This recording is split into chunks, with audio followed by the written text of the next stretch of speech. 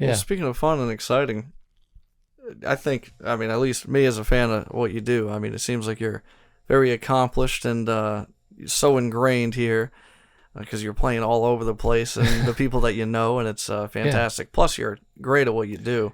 What is your proudest moment as a musician, reflecting on everything you've ever done?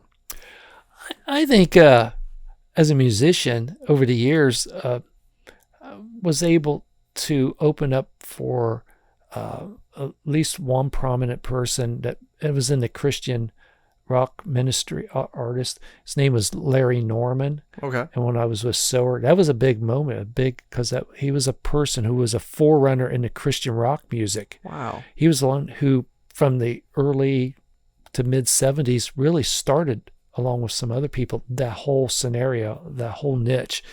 And that was a great opportunity. I just enjoyed doing that. Shay Quinn was another person, a very accomplished musician.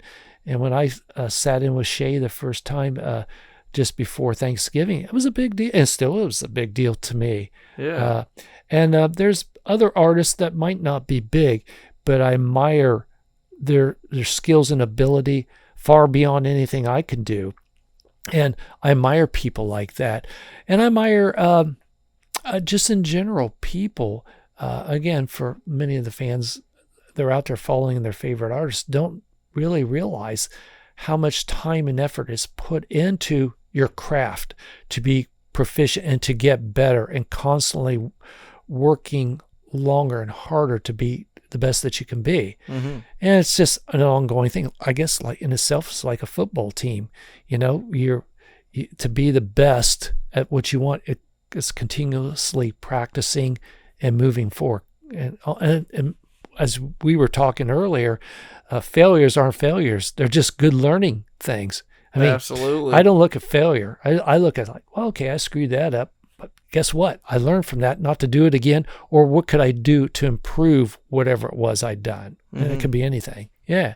Isn't that the truth? A failure only highlights better. Yes. The absolutely. need for improvement. Yeah. Or the opportunities that, because if you succeed, well, it's like, well, how do you get better from a success? If you fail, you go, oh, I can see a ton of ways that I can get better than that. Yeah. Yeah. I love that. Yeah, it's like the old, I forget the exact numbers, but there used to be motivational slogans and they still put a lot of them out there.